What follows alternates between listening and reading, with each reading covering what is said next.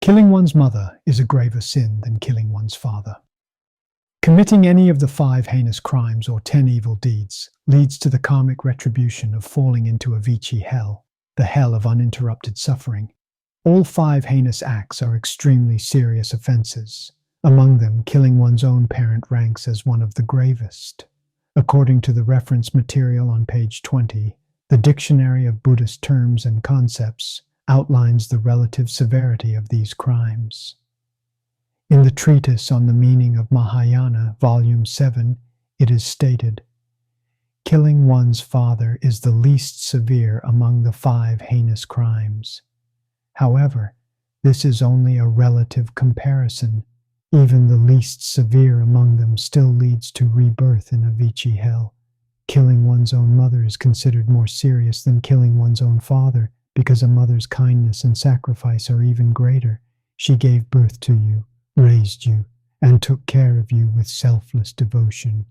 For this reason, the karmic offense of killing one's mother is even heavier than that of killing one's father. Killing an arhat is even graver than killing one's mother. Killing an arhat ranks next in severity. Killing an arhat is an even more serious offense than killing one's mother. Why is that? Because an arhat is a spiritual teacher, a guide who brings Dharma to the people in a region. If you kill him, you are cutting off the Dharma lifeline for all those he teaches. Their Dharma body and wisdom life are severed at your hands. You must bear the karmic consequences of this. To destroy someone's path to liberation is far worse than ending their physical life. This is something you must understand. Not knowing is not an excuse. If you act in ignorance, you still must bear the consequences. The Diamond Sutra is truly precious.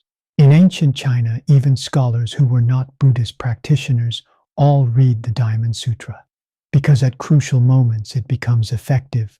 All appearances are illusory. This reminds us, since all appearances are false, why cling to them in our hearts? Once we hold on to them, the mind becomes defiled, the mind becomes agitated, and purity and equality are lost. When purity and equality are lost, this mind gives rise to afflictions, not wisdom. If one is not swayed by external circumstances, if one is not disturbed by the outer world, then the mind remains pure and equal. And such a mind gives rise to wisdom, not affliction. This is of utmost importance. The profound treasury of the Avatamsaka Sutra, the subtle essence of the Lotus Sutra, all are contained within this sutra.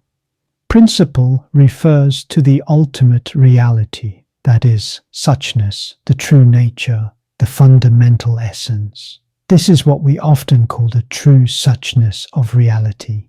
The original source of truth refers to the true mind. To accord with this truth, this sutra is founded upon true wisdom, reveals the reality of ultimate truth, bestows the benefits of truth, and is pure, singular, and thoroughly real. This sutra teaches us 3 great truths.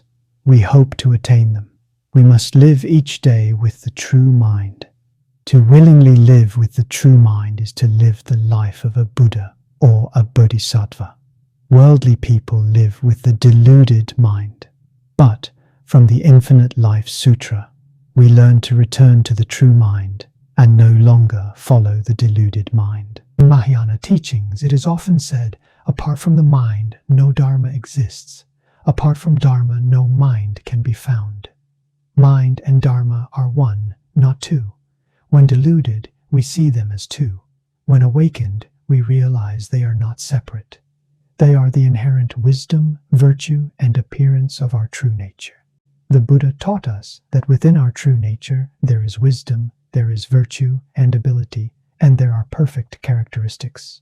These are all innately present within us, not acquired from the outside. Why does this mind give rise to afflictions, but not to wisdom? The Diamond Sutra is truly precious. In ancient China, even scholars who were not Buddhist practitioners all read the Diamond Sutra, because at crucial moments it becomes effective. All appearances are illusory. This reminds us, since all appearances are false, Why cling to them in our hearts? Once we hold on to them, the mind becomes defiled, the mind becomes agitated, and purity and equality are lost. When purity and equality are lost, this mind gives rise to afflictions, not wisdom.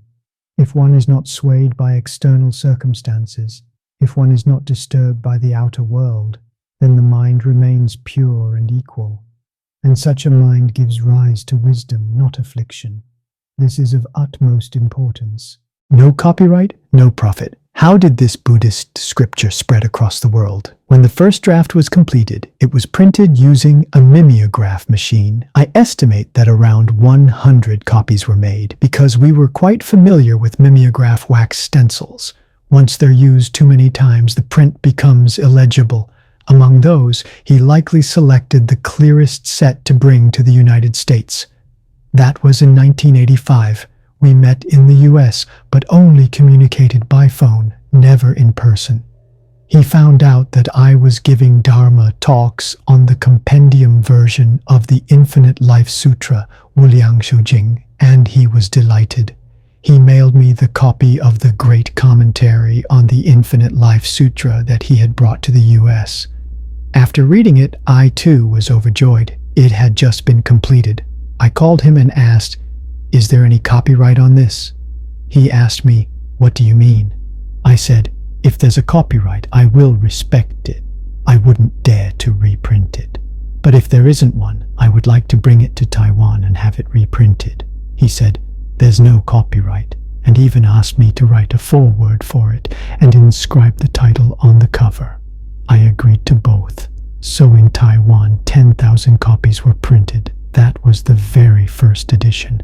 The version we are using today has been revised several times since then, what we call the corrected edition. Some new content was added, especially in the sections related to science, and now it has become the finalized standard edition. If the mind is defiled, if it is stirred, if it becomes like waves, that is the deluded mind. When Master Huineng attained enlightenment, the fourth line he spoke was, "Who would have thought the self-nature is originally unmoving? The self-nature is the true mind. The true mind has never wavered. To be unmoving is to be equal, like a cup of still water.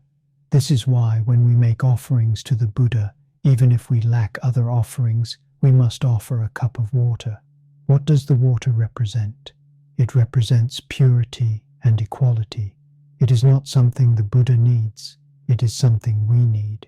When we see that cup of water before the Buddha, it constantly reminds us, let my mind remain pure and equal. It carries no other meaning. Why is this so? Because purity and equality are the true mind. If the mind becomes defiled, if it becomes agitated, if it rises into waves, then it is the deluded mind. Who is Elder Shia? He is someone with great compassion and true wisdom. He possesses both compassion and wisdom, and is proficient in both the Chan school and the teaching school. Chan refers to the Chan Zen tradition, while teachings refer to the doctrinal schools. All 7 schools aside from Chan are called the teaching school. Thus, he is said to have mastery of both Chan and teachings. He harmonized the exoteric and esoteric teachings. Chan and teachings belong to the exoteric. Apart from these, there is also the esoteric school, Tantra. He also practiced the esoteric school with notable achievement. Therefore, he devoted effort to the exoteric teachings, the esoteric teachings, the Chan school, and the Pure Land school. In his later years, he wholeheartedly promoted the practice of reciting the Buddha's name as a way to encompass all virtues. How can one avoid being defiled? Defilement refers to being affected by external conditions and internal emotional consciousness. When the eyes see forms, when the ears hear sounds, the 6 senses come into contact with the outside world, and this stirs emotional consciousness. Emotional consciousness is defilement. It gives rise to greed, anger, ignorance, arrogance, and doubt. It draws out the craving for wealth, sensual pleasure, fame, and gain. It triggers the 7 emotions and 5 desires.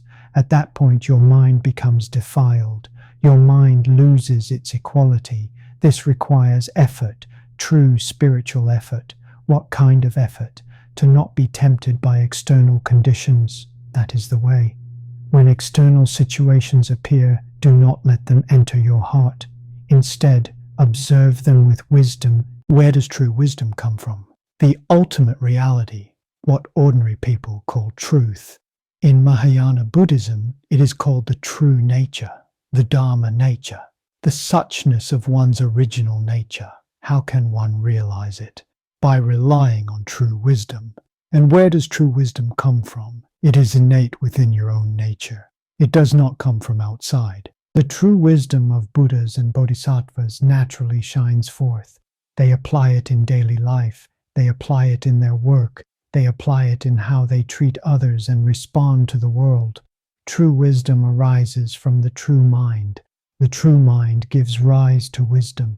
The true mind is a pure mind, a mind of equality. Purity belongs to the Theravada tradition. It is undefiled. Equality belongs to the Mahayana. It is unmoved. Purity means no defilement. Equality means no disturbance. Purity and equality, this is samadhi. And the true nature is originally in samadhi.